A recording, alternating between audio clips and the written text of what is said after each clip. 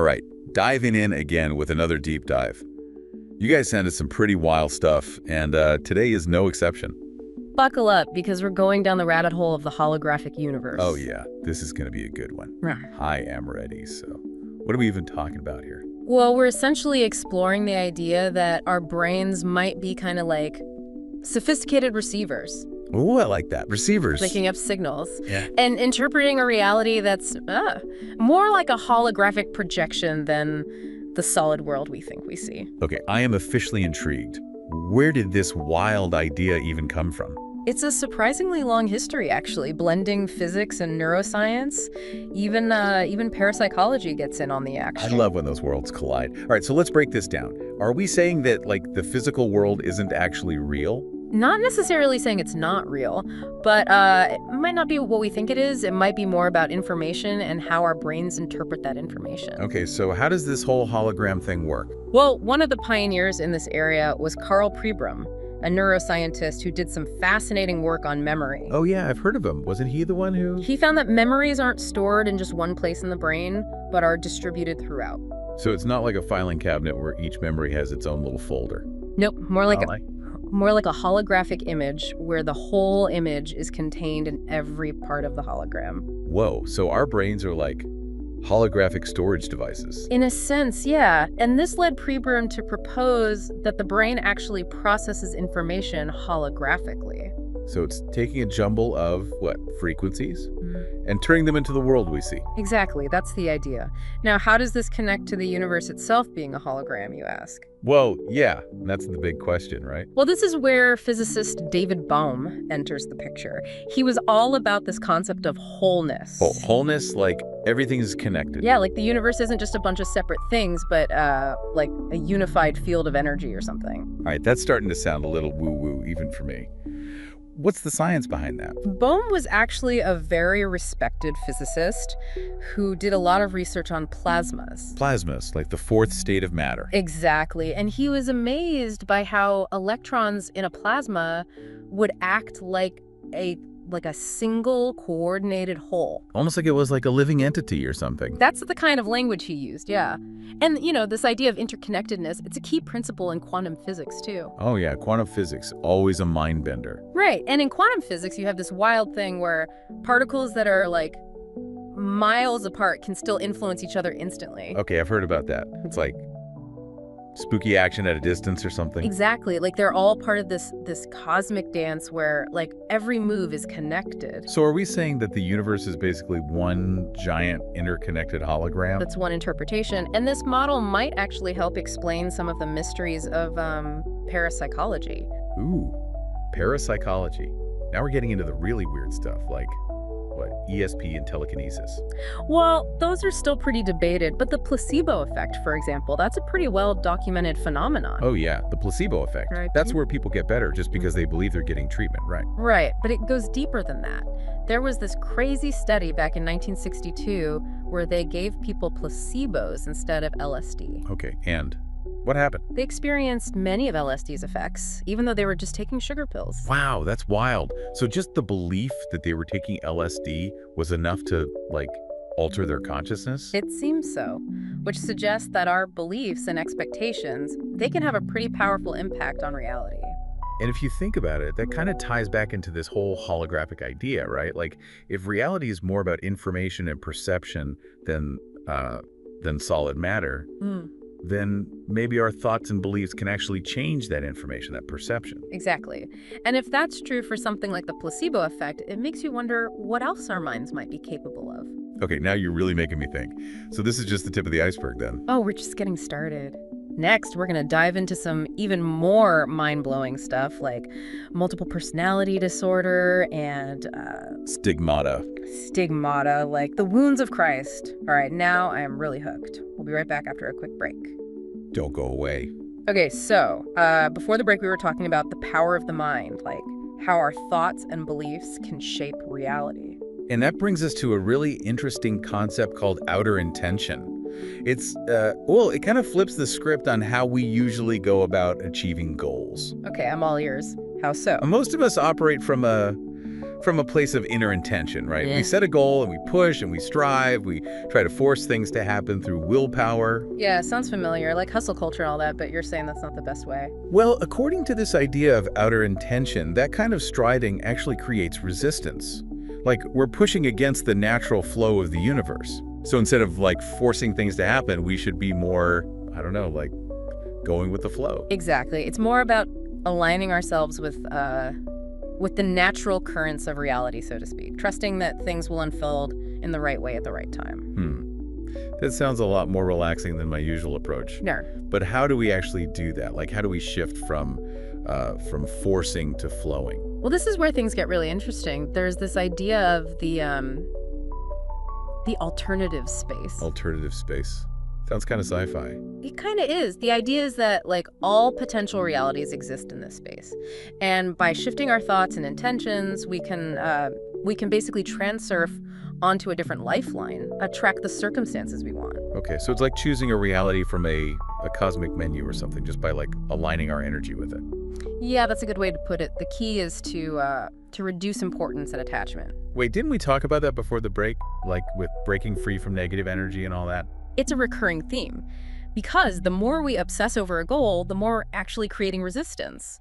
But when we detach from the outcome, we create space for the universe to, do its thing. It's like when you're frantically searching for something and you can't find it anywhere, and then you finally give up, and boom, it appears right in front of you. Exactly. Like, by letting go, you release the energetic block. And there's this metaphor that might help. Think of it like a game script that's constantly playing out in our lives. Okay, game script, I like that. And we can rewrite that script, consciously choose our thoughts, beliefs, intentions. It all ties back to this holographic universe model.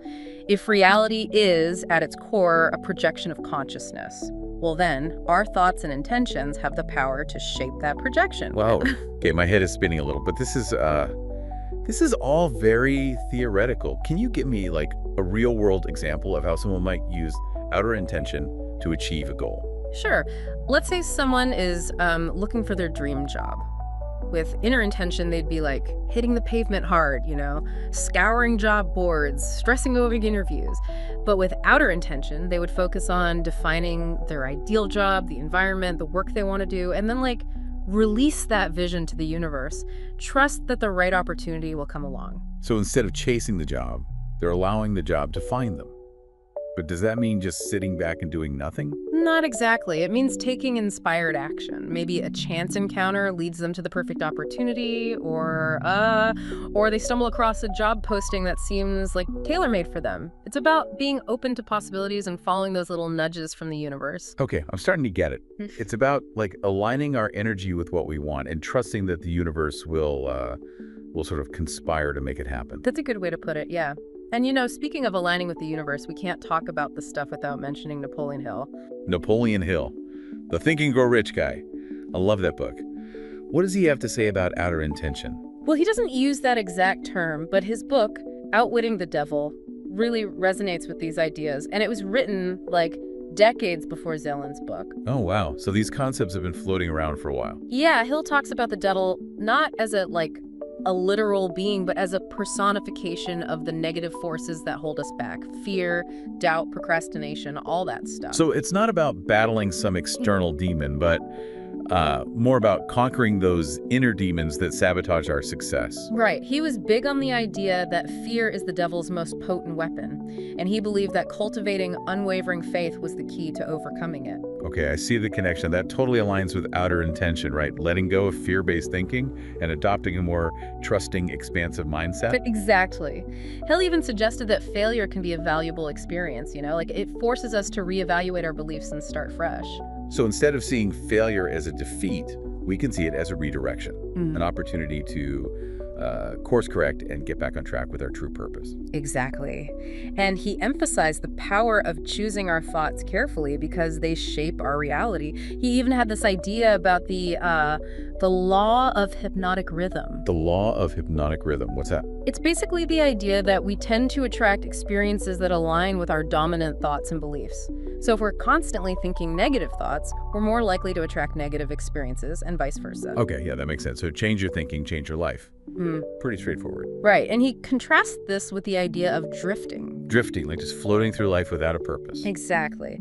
Letting circumstances and negative thoughts control them, no clear goals, easily swayed by fear and doubt, just reacting to life instead of consciously creating it. And he contrasts that with the non-drifter. The non-drifter, I like the sound of that. Uh-huh. But what makes a non-drifter? Well, they're goal-oriented, guided by faith, and they understand the power of their thoughts. They choose to focus on what they want, not what they fear. They're conscious creators of their reality. This reminds me of what we were talking about with Zealand, about breaking free from those destructive pendulums, the energy structures that feed off our negative emotions. Exactly, it's all connected. And Hill offered a similar solution. Transmute those negative emotions into positive energy by redirecting them into constructive action. It's not about suppressing or denying those feelings, but transforming them into something that serves us. Yeah, that's powerful. So instead of getting stuck in fear or anger, we can channel that energy into finding solutions, taking action, moving forward. Exactly. And both Hill and Zealand emphasize the importance of reclaiming our power by reducing importance and attachment. When we stop giving our energy away to external circumstances or those inner demons, we create space for positive change. So much to think about here. It's empowering to know that we have this incredible capacity to shape our reality. But, we're often held back by our own fears and limiting beliefs. Yes, Like, yeah. we've got this amazing power within us, but we're scared to use it. So Yeah. how do we actually break free from those limitations and step into that reality where we're conscious creators and all that? Well, Zealand talks about this practice of coordinating intention. It's basically the art of aligning our minds and hearts so that our thoughts and feelings are in harmony with our desires. Okay, break that down for me. What does that even mean, coordinating intention?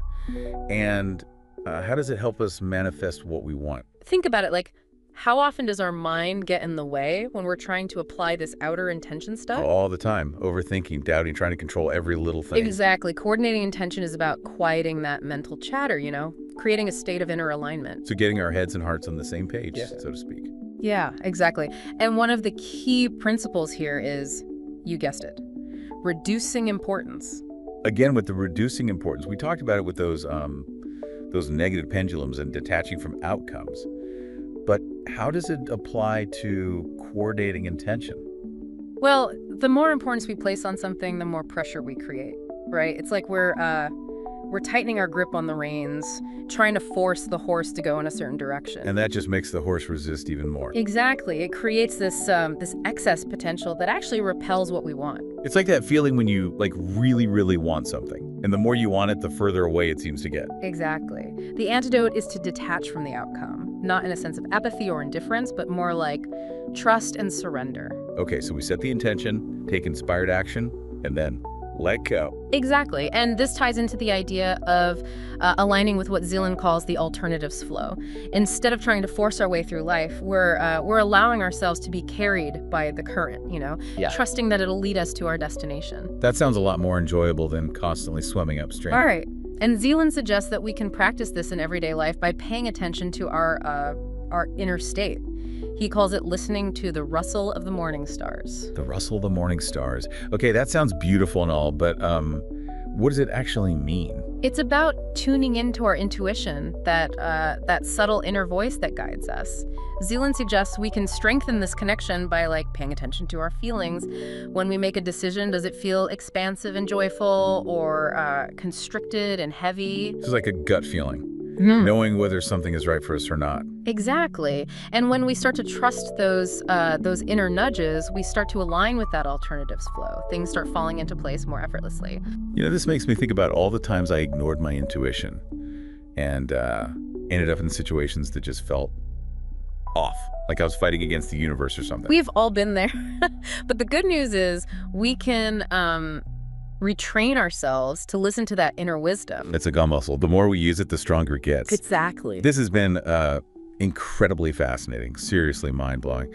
But I have to admit, it also feels kind of overwhelming, changing my whole way of thinking. Where do we even begin? It's a process for sure. But remember, even small shifts in our mindset can create big ripples. Start with awareness. Just notice your thoughts, your feelings, how you react to situations. Are you operating from fear or faith, Mm. control or trust, Hmm. inner or outer intention. Exactly. And once you become aware of those patterns, you can start to make conscious choices about how you want to show up in the world. It's a journey, not a destination. Exactly. Be patient with yourself, experiment with these ideas, and see what happens. Well, my mind is officially blown. This deep dive has given me a whole new perspective on, like, everything. And I'm excited to see what happens when I start applying these principles in my own life. That's the beauty of exploring these ideas, right? It opens up possibilities we never even imagined.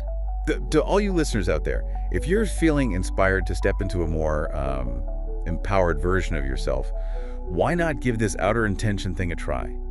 Let go of those old stories of struggle and limitation. Tune in to the rustle of your own morning stars and see what magic unfolds. Until next time, keep diving deep and keep exploring the infinite possibilities within you and all around you.